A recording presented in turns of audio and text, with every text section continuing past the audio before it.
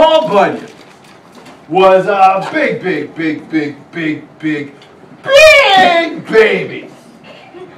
He was so big that when his mother tried to rock him to sleep, she couldn't hold him. She had to put him in a boat out at sea. And she kind of hoped that the waves would rock him to sleep. But it didn't work. He started to get the colic. He started crying, wah, wah, wah. He made a wave that was so big, it went all the way from New York to Boston. When he got big, he got bigger and bigger and bigger and bigger. His feet were the size of a grand piano, each foot. And when he had to walk through town, he had to be real careful not to step on any people or cows or houses.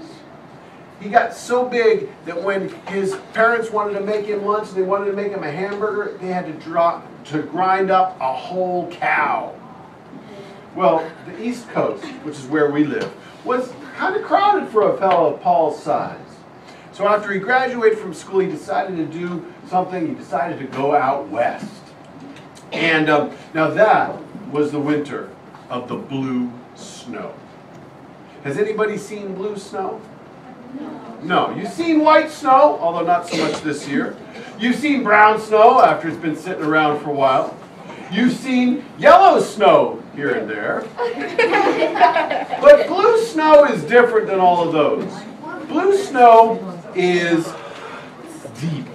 Blue snow is high. Blue snow goes up and up and up. It's taller than a person. It's taller than a horse. It's taller than a house. It's taller than most church steeples. It didn't really bother Paul Bunyan. It only came up to his knees. He was walking around through the blue snow. Now, I don't know if you remember, but when snow covers the ground, it is so quiet. You can barely hear anything else. It's just the quiet of the snow. It's nice and calm. And Paul was walking around through the snow, and all of a sudden he heard...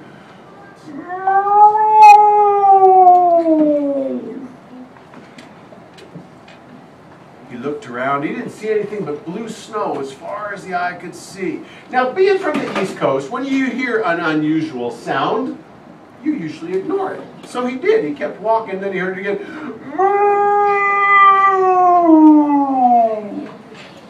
Well, it piqued his curiosity, so he started to look. And he walked closer, and it got closer, and he started to dig down through the snow, and he dug down through the snow, and he found a little baby ox. An ox is kind of like a cow. And it was all blue and shivering from the cold. And Paul lifted it up, and he looked it in the eye, and the ox went, whoa. You're a mighty small ox, but you got a mighty big set of lungs. I think I'll call you Babe. And Paul took Babe, and he put him in his pocket to keep him warm. Now, I don't know if it was from being so close to Paul Bunyan or because of the fast-rising bacon tire and the biscuits his mother had put in his pockets, but Babe started to grow. She grew, and she grew, and she grew, and soon Paul had to put her next to her, and she kept growing and growing and growing. They say that her horns were 40 axe handles end to end. She was as big an ox as Paul was a person. Now, by then, the snow had melted, and Paul and Babe were walking along. They were looking for a place to sleep, and they found a field. And at the edge of the field, there was a little house, so Paul went over, and he knocked on the door, and an old man came out and was, "Whoa! You're a big one, aren't you?" "Yes, sir. Listen, my ox and I, we were wondering if we might be able to rest here, sleep in your field for the night." "Oh, I don't think so." "Oh, why not?" "Well, I just planted that field, and the seedlings are just starting to come up, and if you folks lie down in it, you're going to kill the crop, and my whole family's going to die and starve to death." "Oh, wouldn't want that. Is there any other place where I might be able to lie down?" "Oh, no, I can't think of any place for 200-300 miles." "Oh, well, I don't know what I'm going to do." "Hey, I got an idea." "What?" "I got an old tin roof out back. You can take that and put it on a piece of wood and make yourself an axe." "Oh, yeah?" "Well, cut down some trees. Clear yourself a place to lie down. For a big fella, you're a little bit slow, huh?" "Oh, that's a great idea." So Paul went around back and he found a tin roof. He took a tree, ripped it out of the ground, he stripped off all the branches, he put the tin roof on top, he made the world's first double-bladed axe. And he started to cut down trees. He would slice and 5 trees would go flying. He'd do a back slice, 5 more. He was pretty good at it. Didn't take him long to clear out some space. He and Babe lay down and they fell fast asleep. The next morning, Paul woke up and there was a buzzing in his ear. Yippee yahoo! Woo-hoo-hoo! He looked down, there was the old timer. He was jumping up and down dancing. Sir, are you all right? Oh yeah, I'm great, I'm Daddy. I am just happy! Oh, why is that? Well, you know that field you wanted to sleep in last night? Yeah.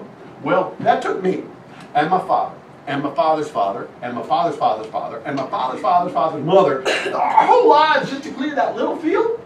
You made something almost twice that size in just one night. Why, you must be the world's greatest lumberjack. What's a lumberjack? Lumberjack, somebody cuts down trees, makes room for civilization. For a big fella, you're a little bit slow, huh?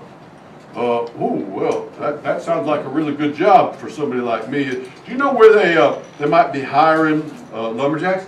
I sure do. I hear they're hiring lumberjacks out in the great forests of Kansas. Well, that's where I'm going to go. Bye. Bye. Good luck. So Paul Bunyan went off to the great forests of Kansas. You guys have heard of the great forests of Kansas, right? Yeah. No, you have not, because Paul Bunyan, he chopped them all down. He cleared the whole thing. If you go to Kansas now, you can go for hundreds and hundreds and hundreds of miles and not see a single tree. It's flat. And then he went up and he dug the Great Lakes. He went to Minnesota. He dug 10,000 lakes. He made the Grand Canyon. But those are different stories. This was a story of how Paul Bunyan met Babe the Blue Ox and became the world's greatest lumberjack. The end.